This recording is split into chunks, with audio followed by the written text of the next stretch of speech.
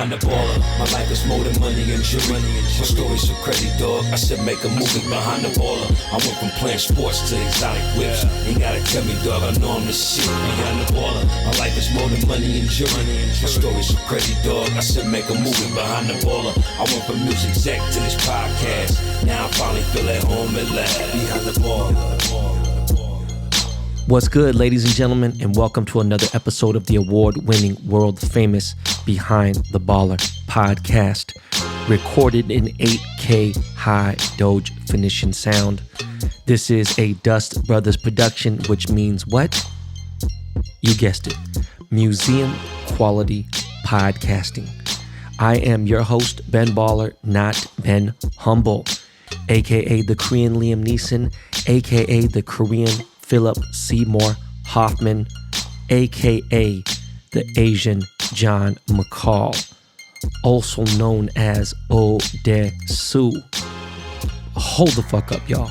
Stop the music. Miles, stop the music. Your boy, yes, me, okay, is going to be featured in Vogue magazine. Yes, Vogue, that Vogue. Okay, now it's for Vogue Hong Kong, but still, that shit's crazy. It's Vogue legit, and I already shot for it. So you already know I'm gonna let you know when that comes out. But yo, BTB Army, what is fucking good? This is episode 206, except unfortunately, I am not in Seattle. All right, so let's get this motherfucking show started.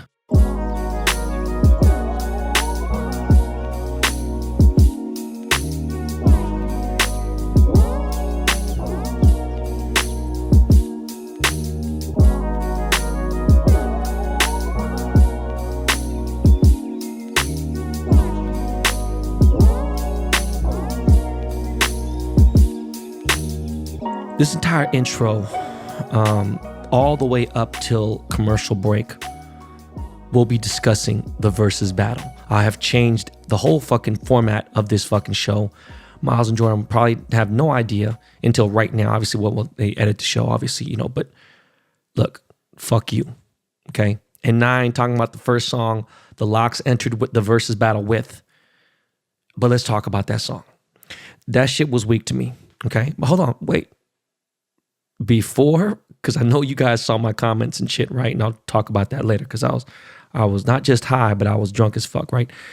Before you think I'm a fan out and make this one-sided, because most of you should know, if you're a fan of me, then you know how deep of a Dipset stan I've been since fucking diplomatic immunity, okay?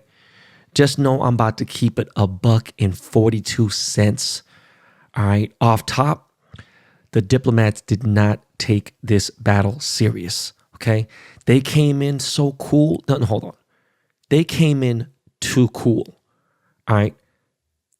They thought they had won before it even started. And that's period. Even in the middle of the show, they thought they still had it. They didn't realize, nah. Okay. And I'm going to break it down to you. One, you can tell that these guys haven't spent a lot of time around each other in more recent times, okay? They haven't been around each other in a long time. And I mean really around each other. You see how the Lox was with each other? These motherfuckers kick it. You could tell on a regular basis, okay? You know, Cam and Jim had a falling out. Like for a long time, they had a falling out. They didn't speak. They was like... In fact, they was on some enemy shit. You know, Cam was like, if you bring up Jim Jones' name, you're getting blocked. Like, it was crazy, okay? And to be, like, quite frank, that shit broke my heart for a while, okay? Now, Killa is petty as shit. And it's one of the reasons why I love him, because I feel like we're the same. But, look, besides him being a smart businessman, him being that petty is also a huge flaw on his legacy. And certain things, okay? All right. Anyways, number 3, they didn't hit sound check. All right. And if they did, they didn't really utilize that time to actually get their fucking shit to sound right and everything. Because I could hear every single goddamn word out of Jadakiss's mouth clearly, and Styles, all right, and Sheik's. Okay. Lastly, they rapped over TV tracks. For those of you who don't know what a TV track is, go fucking Google it. I'm not going to explain it here. That's old school shit, okay? Sometimes they even played over the goddamn song. So they're fucking spitting lyrics over the fucking verses that are already recorded. You know how fucking terrible it is? Who the fuck was Dipset's DJ last night? Okay? And look at, the Lox DJ wasn't any better. All right? Like, I mean, I'm sorry. The Lox DJ was better, but he's not at the level of what these dudes was doing. Okay? Listen, I came from an era where if you was a DJ of a group, in a real hip hop group that had bars, like all these cats on stage last night did, okay? You had to be raw money. Straight up vinyl assassin. You had to be a straight killer. If you saw how raw the Fugees DJ was, or any hip, I mean, you already know Gangsta, all that shit. I'm talking about like a real fucking Tribe, obviously, of course, right? Even Onyx had one of the rawest fucking DJs. You couldn't be signed to fucking Def Jam and have no fucking raw ass DJ. Go watch a Lords of the Underground YouTube video. Okay, watch Here Come the Lords. Watch fucking Funky Child or something. Okay, even Two Live Crew had Mr. Mix. Okay, DJ is such a crucial fucking key element into hip hop and into a group. All right, so let's break this down. Okay, let's really break this down, like for real, down to the molecules. Okay, on paper, Dipset wins. 10 times out of 10, they win. You can't fuck with them on tracks. Even if we go to that mixtape era, you can't. But this wasn't a mixtape or an album. Like I said, had it been, Dipset probably wins, you know? But this shit was live and in person, okay? The Lox had been raw. Look, they surprised a lot of people, including me. I really thought that they was going to come out, you know, like, shit, man, this is crazy. And you know what? Fools are just realizing this now about Jada and all that. I don't want to fucking hear that bullshit. There's so many motherfuckers that know who the fuck they were. His followers gained so big. After his first verses, you know, people start realizing. I'm saying, like, seeing this shit, come on, man. Look, did you guys forget that I grew up in this shit? Who's here since the K-Town Hustler series, right? One of the GOAT hip-hop producers. Yes, one of the greatest hip-hop producers of all time. I put him in the top 10. Okay, Alchemist. Still in the game. And that right there takes a whole different level to it. Okay? Alan, Alchemist, is a 30-plus year friend of mine. Okay? Almost fucking 35-year friend of mine. No, sorry. 32-year friend of mine. Okay? We came up together in hip-hop. When he produced We Gon' Make It, okay, for Jadakiss, for it took Al to another level. Now, Al had respect prior to that, but that's when shit got very serious for him. And again, not that he wasn't fully consumed into hip hop. He was 100 million%. You know what I'm saying? Shout out to my man DJ Muggs. Shout out to DJ Premier. Anyways, so when Rough Riders Volume 2 came out, I was riding through New York City with my boy Stevie, all the ski team, SKE, you know what I'm saying, RFC. I was riding through the city in a Suburban, my boy Toomer, from uptown to motherfucking straight up downtown, legit, for real. 125, 130 blocks all through the city, smoking Poudet, blowing Poudet out the window, okay? Only a real OG New York City cat will know what the fuck Poudet is, okay? Poudet, motherfucker, okay? And listening to this. Look, even though I'm as West Coast as it gets, I'm LA, I'm a Cali as it gets, okay? But really LA, I show a lot of love to the Bay. I've always loved New York, okay? If you guys understood the breakdance and shit, me going to New York at 12 years of age, I've always had respect for New York. Let's not get it twisted, all right? It is the mecca of hip hop. So that's why last night's battle was that epic to me. Like, do you have any idea how big of a fucking Snoop Dogg fan I was since fucking Deep Cover? Okay? Do you realize I worked at Death Row and at Aftermath and as a fucking fan? I felt like I was walking into work, going to heaven every day. Okay? Come on. People are talking, oh, what you saying? You can't compare the DMX and Snoop battle to this. That shit was way bigger than this. Yeah, because they got bigger followers, because they had bigger legacies. Listen, this was gutter, no glam, no glitz. This was raw doggy dogs. Okay? So back to the locks. When these OG mixtapes were flying around circa 1996 to 2000 from the Bad Boy tapes and all that shit, and Mace was running Bad Boy, Cameron was bubbling in the cut, Harlem World, all that shit. But the Warlocks, yes, I bet you a lot of motherfuckers didn't even know that's what they were called before they became Living Off Experience. I bet a lot of motherfuckers didn't even know what fucking LOX stood for. That's what it stands for. Okay. The LOX were in the lab doing features and just, coming up under, you know what I'm saying? They weren't the A team. They weren't even the B team, right?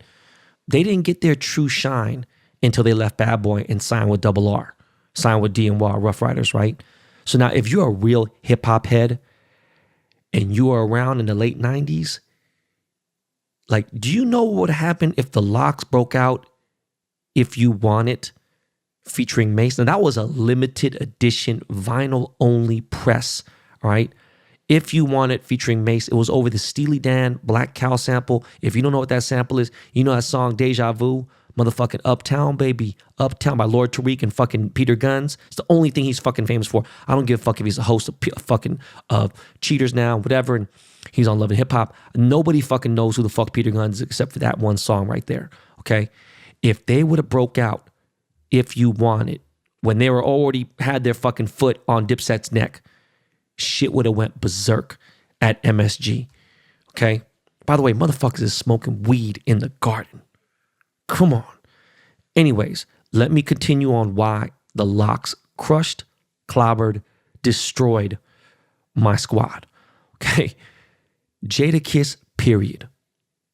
On paper, Jada couldn't even really see Fabulous. Fabulous had too many hits, but he beat Fab in that verses. Do you want to know why? Because he had a fucking game plan. He studied this shit. He laid out a blueprint. Okay, this was not by accident. So he knew what he was getting into with Dipset. Okay, that first LOX song is a New Yorker song. It is a fucking, that is just, was never anything I cared about. I never fuck with that song. I didn't fuck with it. Fuck you, pun intended. Okay, now Dipset came out the gate slightly whack. And what I mean is the song choice I'm not really tripping on, but the lyrics rapping over fucking TV tracks. As soon as Jada said, yo, why y'all lip syncing? It was over. For the real purists, it was over. When Jada said, y'all trying to cause a distraction, y'all can't rap like us. You guys can't rap like us. You know how crazy it is for Jim Jones, who actually can rap? For fucking Jewels, who spit like this motherfucker had an era where he was crushing motherfucking microphones. Killer Cam, bro. Are you kidding me? Jada killed them. And then right after he said that, he jumped on the Who Shot Ya beat. Yo, Kiss started busting the mixtape bars, and he just owned the crowd after that. There was a line he said. He used a Biggie Smalls line from the Biggie mixtape. When Biggie rapped over West Coast beats, DJ Jam played all the West Coast beats and Biggie rapped over it. And when that deep cover bit came on, anyways, I heard Jada say this shit. Not a lot of motherfuckers, too many new dudes. That shit wasn't on YouTube. Not like, it's on YouTube now, I'm saying, but you wouldn't know that. You had to really be a Biggie fan and know this. You had to live through that era. Anyways, man, yo, Kiss started owning the crowd. He had crowd control. He had ownership at that point, and he was never coming back. He went into Thanos mode, okay? Styles did his thing. Even Sheik Luch at least knew every single lyric of his crewmates, okay? And then, Sheik threw in the ad-libs. Look, they didn't fuck up one beat, one song, not one sound did they fuck anything up. Dipset sounded sloppy. They sounded drunk. They came in too cocky. They came in like they was me, okay? This was real hip-hop. Stupid, dumb motherfuckers under the age of 30 who got no clue what flow is were saying shit about Cameron's rhymes and flow. You're not fucking lame. You're not fucking dumb, you sound. There's a little video came on when it went viral. It's like young kids liking it. Even Homicide was kind of like, yo, that shit had me die. Man, come on, bro. Sometimes like Homicide's such an amazing hip hop person. Not just hip hop. Fuck, he's music. He's a genius, right? And he's part of hip hop history. He's part of music history. For everyone else, don't ever try to play Dipset, okay? Their drip, their swag, too unique. It's unfuckwittable, period. It's historical, okay? Jules' rhyme style, crazy. Fool said nursery rhymes, really? Like, do you have any idea how hard it is to rap like Killa and Juelz back to back, flip forward, flip backwards, then forward again? Like, that rhyme style is theirs. And even after you hear like, oh boy, well, as soon as I heard oh boy, you could tell Cameron got a bit of his flow. I don't want to say stole, but I'm saying he got a bit of his flow from Juelz, okay? Now, the Lox didn't even play their biggest song, like their biggest actual Lox song, okay? Which is Money, Power, Respect. And they still won, clearly, okay? The thing is, okay, shit got messy and it helped the Lox out a lot, okay? And what got messy was people weren't paying attention. They were playing Possum with Dipset, okay? And the Lox played a lot of features. In fact, most of their songs were features.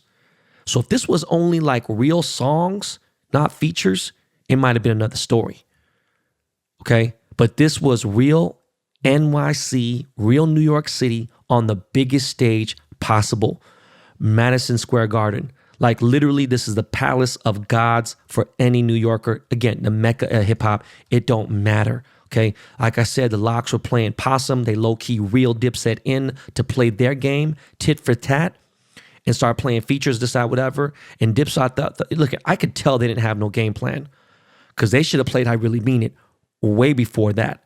You know, they should have had their shit in order. It just, they had no, it was, they like let too much freestyle come in, and not freestyle rhyming, because I wish they started. I wish Juelz just started rhyming over some shit.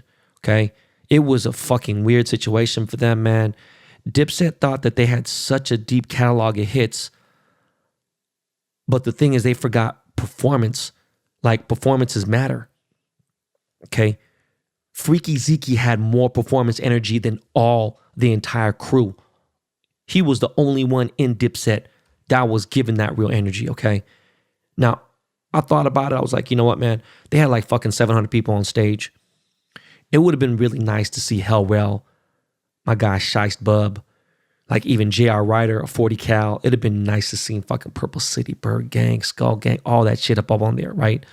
But a lot of time has elapsed. It sucks. It is what it is. And I hate, let me repeat, I fucking hate when cornball, goofy motherfuckers say stupid shit like, yo, Ben Baller, yo, dog, stick to jewelry, man. You don't know what you're talking about. Listen, you stupid. And I say stupid, I mean 31 IQ ant dicks. Hip hop is how I got into position to be a jeweler. Okay? Music was my prequel. All right, and my main trilogy. This is part 3 of my career now, right? This is Revenge of the Sith. I still got a lot in the tank, so I still got a story to tell. I still got, the legacy still going. But yeah, anyways, man, look, it was good to see dudes in my age group get their flowers, but it was actually embarrassing to see Dipset get beaten like that in their own city.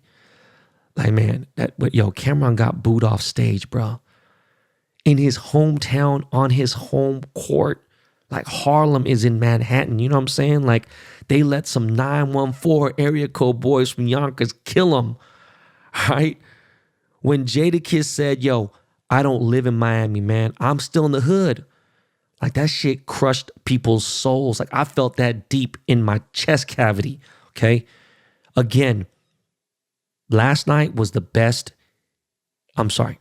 2 nights ago, my bad, was the best hip hop verses to me. I'm sorry, it was the best verses, even though my boys got whooped. Okay. So, fun fact, I've known Jadakiss way before I knew anyone from Dipset, because my boy Keg used to be in the studio with them heavy, writing and shit. And Dipset didn't even fucking come out the fucking album until like, almost mid 2000s, you know what I'm saying? But like my boy Keg, Tani, right? My boy Keg will be in a fucking studio. I think Keg has a fucking podcast now. I forgot what the fuck. He has a podcast with someone big. He got a podcast with somebody, but I forgot to do from fucking Silent. Anyways, look, my boy Keg used to be in the studio with him and Swizz, heavy writing. He was in their entourage. But look, I'm happy for Kiss, okay? Right? I remember when fucking Kiss hit me on the phone, and this is like 99, 2000, and he wanted a Dre beat and whatever, boom. And we was in the studio doing something at Record One. But I felt bad because I had Kiss on hold, not hold, but he was listening the whole time, he really was, he's a humble dude. So for him to be like, I don't do that Instagram shit, we here. Like, he came to fucking fight, he came to battle, he won, he got his W, okay? I remember my boy Brian Gray at Interscope Records serviced me with Kiss's first solo album, Kiss the Game, and I said, yo, this album is fucking actually smacking, okay? He had a song called Cruisin', and I love that song, okay? Like, there was a lot of shit, Nasty Girl, whatever, yo. But when Jadakiss got on Sunshine Anderson's record, Heard It All Before. And by the way, that might be maybe one of my favorite songs of all time, and that's a big thing to say. That Sunshine Anderson record, Mike City production, literally one of my favorite songs ever. When Jadakiss jumped on that and said, Canary Yellow M5, Black Dutch, Yellow Piping in 2001, do you know what that meant to me as a car enthusiast? Like, nobody knew what piping was on an interior of a car. And that shit, that color actually existed. You could actually get yellow piping on an M5. Anyways, guys, look, man, I was drunk as fuck, like, Tuesday night, right? I don't care if the viewers hated, had their opinions, whatever. I just think fools need to do their research first about anything. I may sit and joke about something, boom, and make assumptions, right? And I'm willing to gamble because I'm a gambler. But for me to fucking try to clown Jordan Winter, a.k.a. one half of the Dust Brothers, and try to test his knowledge about Marvel, he would fucking absolutely demolish me. If y'all knew how deep this motherfucker, like, I'm going to have Jordan on the show. He's just too good when it comes to fucking, he's incredible when it comes to his knowledge on a bunch of things. Anyways, people need to do the research. Someone like Academics has no knowledge of real hip hop prior to 2010. He doesn't care. Great, whatever. This is clown shit, okay? People cared back in the day because they wanted to sound right. A real journalist will fact check and go through everything to make sure their shit is all the way ironclad, okay? Someone like Academics got no knowledge prior to 2010, right? And really, besides like maybe 2 albums, 3 albums tops, nothing from 2010 to 2021 really hit that hard, okay? Man, my dark, twisted, deep fantasy kind of deal, okay, whatever. Mad City is the only thing I could really put up there on that pedestal, okay? Shit like that. No disrespect to Future or Young Thug, but if they try to go bar for bar against Kiss or some shit on some real OG instrumentals, they would have got cooked. They would have got boiled like some Shin ramen, all right? But that's it, yo. I just love that motherfucking, that verses was amazing. Look, guys, we got to pay some bills and run to a commercial real quick, but I love the fact that on a business podcast, on a lifestyle podcast, I can discuss the motherfucking verses and the real boom bap because it's fucking important, okay? And I had discussions with real hip-hop cats, not just Big Daddy Kane, but I'm talking about OGs. My boy MC Search, we had to talk about shit, and, he was fucking responsible for MF Doom's career and all that. But look, we got to jump to a commercial, all right? We got a new sponsor today, Lakey Lake. Yo, hit me one time, sir. We'll be right back, y'all.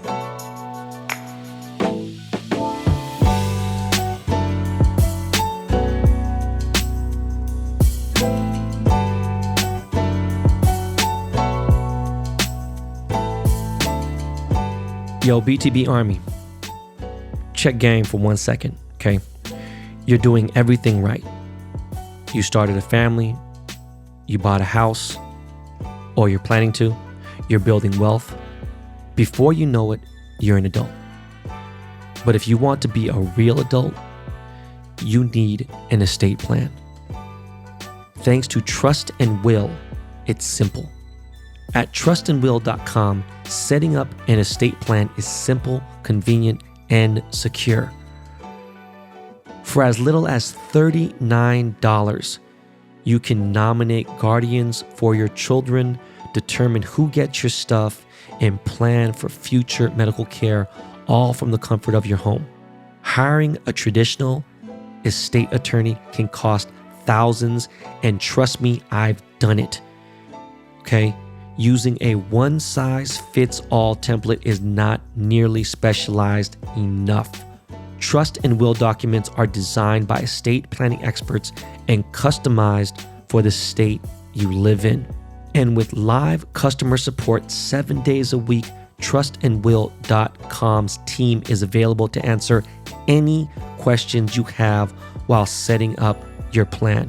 I trust and Will, and you should too. Trust and Will is the most trusted name in online estate planning, the category leader on Trustpilot, and they've helped hundreds of thousands of people protect their families, assets, and legacy. Gain peace of mind at trustandwill.com/baller and get 10% off plus free shipping of your customized legal documents. Don't wait. Go right now. This is really important. Get 10% off plus free shipping at trustandwill.com/baller. That's trustandwill.com/baller.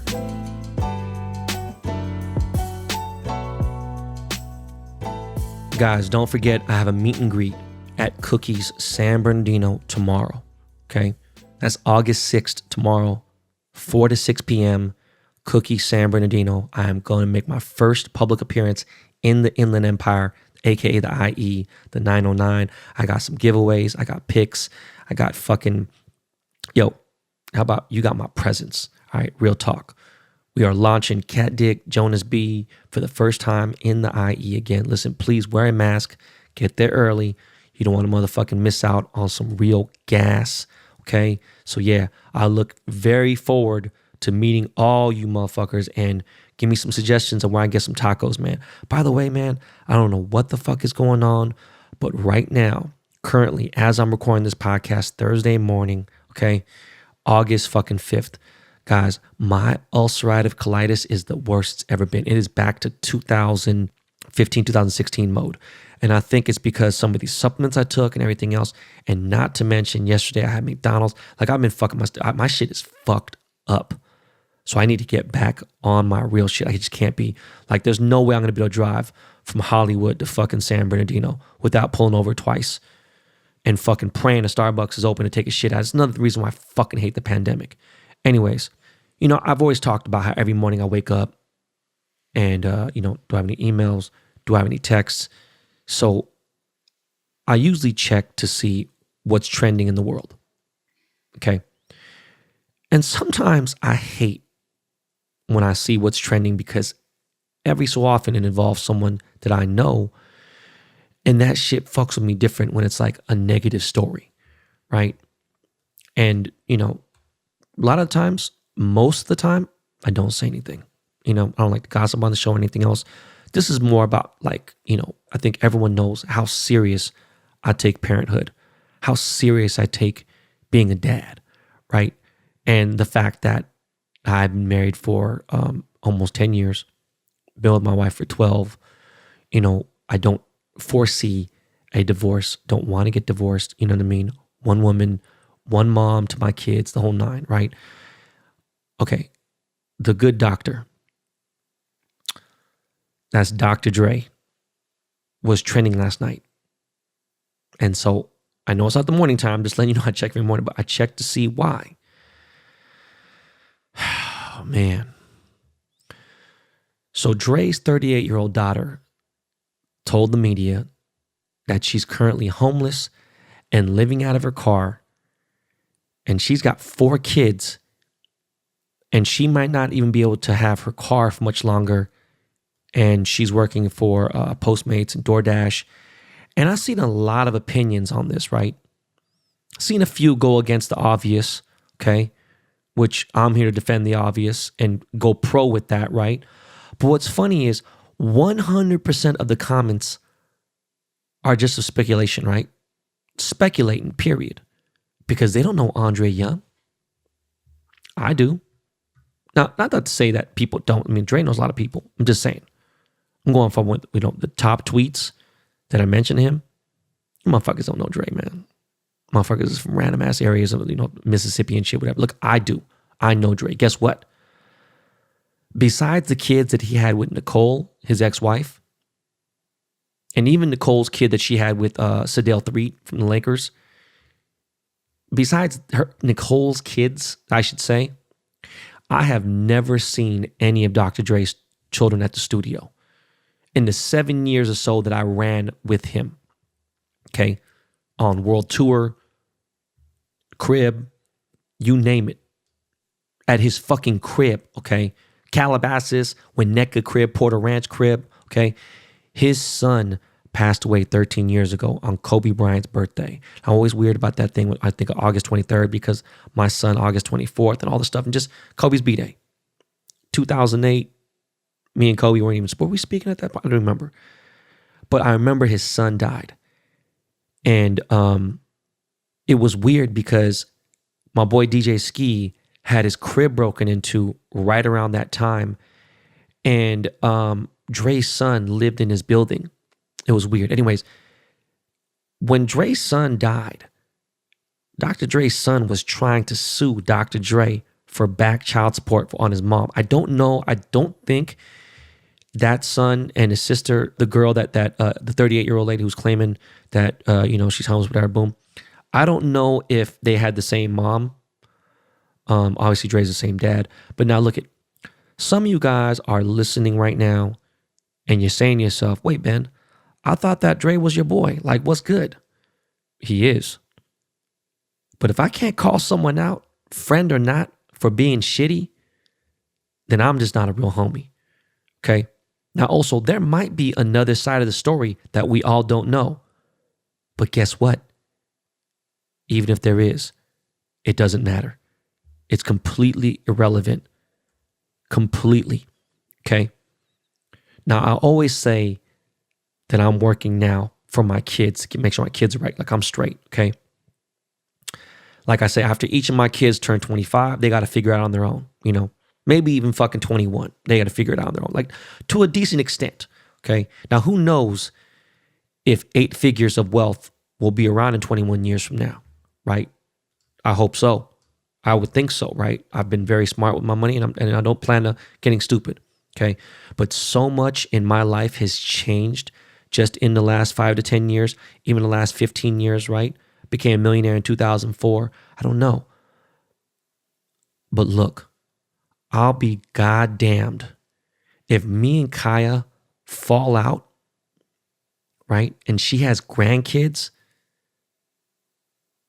and that, let's say I supported her until she was 18 or whatever it is, okay, and most of her life, and my net worth is $80 million even, okay? It's not, I'm just saying, if my net worth was $80 million, let alone Dr. Dre's net worth is $820 million. I don't give a fuck what is going on, okay?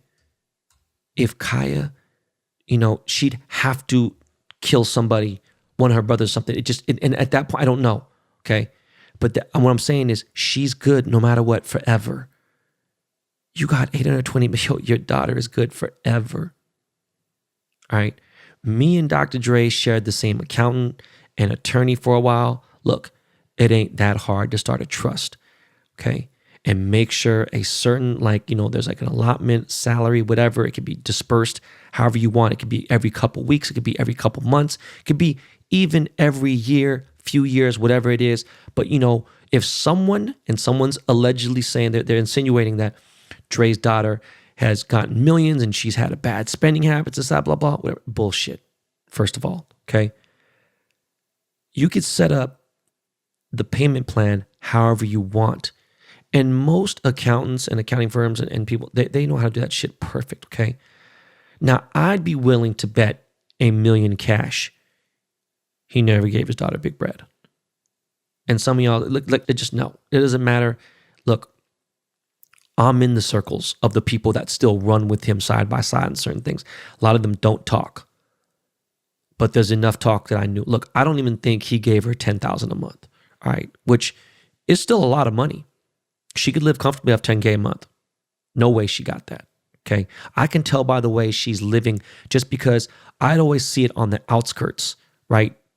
Now, I say I've never seen her come by here and there, whatever, but there's like, I would be like, oh, that's Dre's daughter over there. Oh, shit, okay, boom. She's 10 years younger than me. She's Nicolette's age, right? Or she's a little older than Nicolette, sorry. But, her mom was never with Dre. Not like, as long as, they're adults, whatever. So Dre ain't gave a shit, right? Dre's daughter said she hasn't got a single dime from her dad in 18 months. And yes, again, she is a grown-ass adult. She is 38 years old. But she has 4 kids, right? Okay? Understand, my daughter is not going homeless while I got almost a B to my net worth.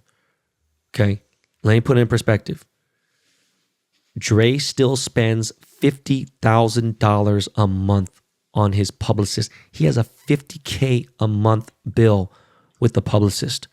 All right? A retainer for $50K a month. You don't even see Dre in any trades or press or hear him talk. Like, you kidding me? And you got to deal with this shit right now? Look, I'd rather pay $50K a month to my daughter to keep this shit out the news so it never happens. This is just bad. Like I said, let's say she's the worst person in the world. You name everything you could think of. Those are his grandkids. That's his daughter. Whether they have a relationship or not, there's no fucking way. That's his DNA. Okay? Like, I can't let that shit rock, man. Yeah, he's got to kick Nicole, his ex. He's got to kick his ex-wife, $300K a month. And it was a big story. I never talked about it. And he's always had people he's had to pay, man. Dre's always had like these issues here and there, whatever. He's got people that want to sue him all the time here and there. Look, quiet as kept. I've never talked about this ever before. But I got into it with Dre over some money, all right? Like in 98. Around 98, I got into it with Dre over some money, which I never told anybody, right, this story, except my attorney, who was his attorney, Peter Paterno. And Peter was like, yo, Dre, you got to pay Ben, dog. Like, you need to pay Ben and nip this in the butt because this ain't right. Like, you got to get Ben straight. And no, Dre had all kinds of other shit. He had all kinds of other, burdens or whatever it may be. Listen, I signed a confidentiality agreement with Dr. Dre in 1996, fall of 96, right? Once my official employment with him was done in 1999, that confidentiality agreement only lasts for 7 years. So that shit expired in 2006. But I was around Dre heavy from 95 to 2004, Anyways, look, let me just reiterate real quick again. No matter how terrible Dre's daughter was, right? With her money, how bad she was with everything. Look, she never even had like upper middle class money, right? I'm being serious with y'all. This is my opinion, by the way. This is my show. If you don't like it, go listen to fucking Joe Budden or where the fuck it may be, okay? If Kaya said, fuck my dad, I hate him, okay, cool, great. I'm never letting my daughter go homeless, even if I only had $10,000 to my name or less, okay? Yeah, there would be a lot of tough love, a lot of questions, be like, yo, you need to get up, and I'd be motivation, be like, yo, you need to figure it out. But at 820 M's, bruh, come on, man. Dre, what's good? Again, y'all forget, this is my show. So these are my opinions, all right? I had to spend a little time to break this down because it was trending. And that shit got high. Motherfucker was trending like number 13, 12 in the fucking USA or in the world too, I bet. It's like, nah, man, come on, bro. Like, you bugging, homie. That's really not a lot, People, oh, don't count my pack. I ain't saying that. What do you got? 7 kids, Dre? With 3 different wives, whatever. 4. I'm not here to judge you or anything. I'm just saying I'm here to judge you about this, though. Like, bro, Set up a trust. Like, nah, bitch, I don't want to hear shit. You can't talk about this, this, and this. Boom, here it is. That's if they have that terrible relationship. Don't know what's going on in their lives. Again, she's a grown woman. I get it. It's fucked up. Who knows what his will go out to? I just sad. Okay, anyways. Speaking of money and support, them EDD checks have been done. Okay, and it fucked the streets up. Anybody who had a social security number, they was getting the motherfucking checks. And the streets knew about it. They was hitting motherfuckers in jail. Like, yo, what's your SSN? Boom, getting checks. Motherfuckers was out there acting a fool. And it's still fucked up in Beverly Hills, going to Rodeo Drive. Lines outside here and there. Look, unemployment during COVID made people not want to work. Okay, just made people want to go shop and spend money on Gucci and Louis and fucking go eat at the most nicest. We have Mr. Chow's and shit. Instead of saving it and using on fucking investments or actual necessities. How about pay your motherfucking rent? I don't pay my rent. Fuck all that shit, you know? Stupid. Okay, so now the streets are dry and it's a fucking danger zone. It's like a war zone, right? It is dangerous to walk around Fairfax. It's dangerous to walk down Melrose now. Beverly Hills. Motherfuckers are getting robbed because they're hungry because all that money dried up, right? And a lot of LA, I'm sure in other parts of America, it's fucking backwards as fuck. But some people have got so lazy that they really don't want to work. So I don't know if another stimulus is going to help those people out because they spent like, fuck this, we need another, Joe Biden, we need a stimulus check. Look, it needs to go to the for real poor people if it goes out. Like, people out there, people are like, oh, you're rich, fuck you. Look, man, I'm going to read something in a second that just makes sense. And I just look, bro, I fight for the middle class. I hope y'all, do your thing. Again, I take care of all my responsibilities. Before anybody wants to sit and judge, I don't just take care of all and each one of my responsibilities. I take care of them well. And then I go the extra yard. Okay. But if they do a stimulus, they really need to somehow ensure they help the desperate folks out there. We have a fucking major homeless problem in California. It is the worst I've ever seen. There are encampments all over the place. It is terrible. Okay.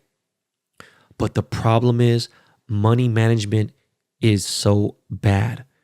They teach you about fucking George Washington, all the shit in school. They need to teach you how to manage your money, how to make money. People say, oh, it's not important. It is fucking important. Sorry. Okay. I don't remember shit from geometry. I don't remember shit from trigonometry. All right. And I barely remember shit about American history. Don't give a fuck about that. Okay. Money management in this world, in America especially, is so bad. Okay. So stimulus, all this other stuff, that's great. So Band-Aids. That's all it is. In the long run, they're all just literally sand in the hourglass. Okay. It's fucking sad. Let me read something I saw on the internet yesterday, like I told you I was going to. Okay.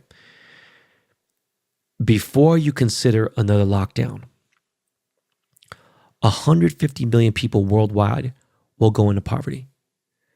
15,000 scientists signed the Barrington Declaration stating lockdowns are the greatest threat to human health.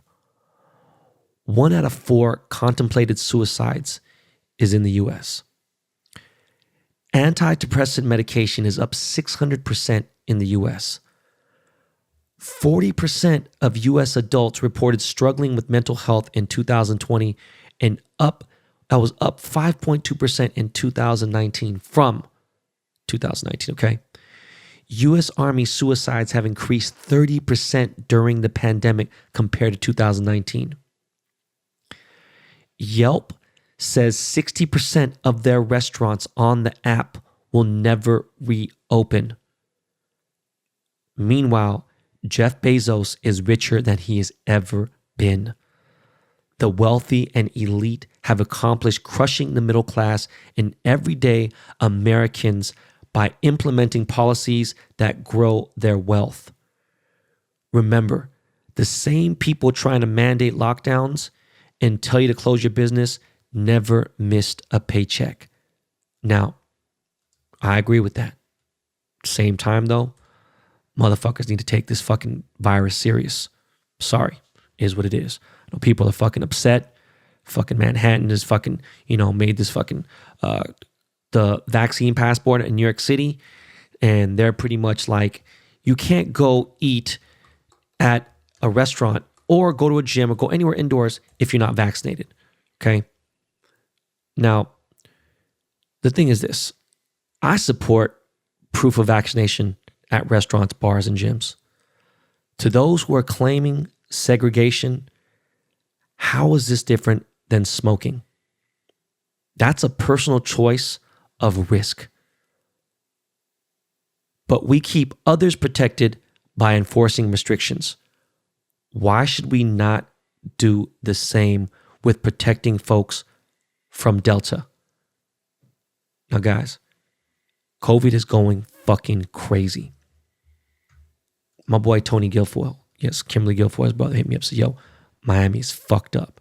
COVID is worse than it was last year. It's fucking bad. I have fucking employees that are fucking falling down here and there. It's crazy. Okay. On that note, yesterday, I canceled my San Francisco trip. We had a 3-day trip for a family thing for Nicola's family. Canceled that shit. And that's next weekend. Okay. As soon as we get back, we go straight to New York City for 6 days. Cancel New York City. And trust me, the last thing I want to do is cancel New York. I was fucking looking super forward to taking my kids and I had a fucking sick ass hotel room. I had all this shit set up for them. Photo shoot in Central Park, all that. Cancel that shit. And then I was supposed to be in Miami from September 3rd to September 6th. Cancel that shit. Now, I know the trend seems as if we will all just, get coronavirus, but look, I don't want to get it. Okay? So I'm going to be chilling, remaining safe and going wherever the better odds are.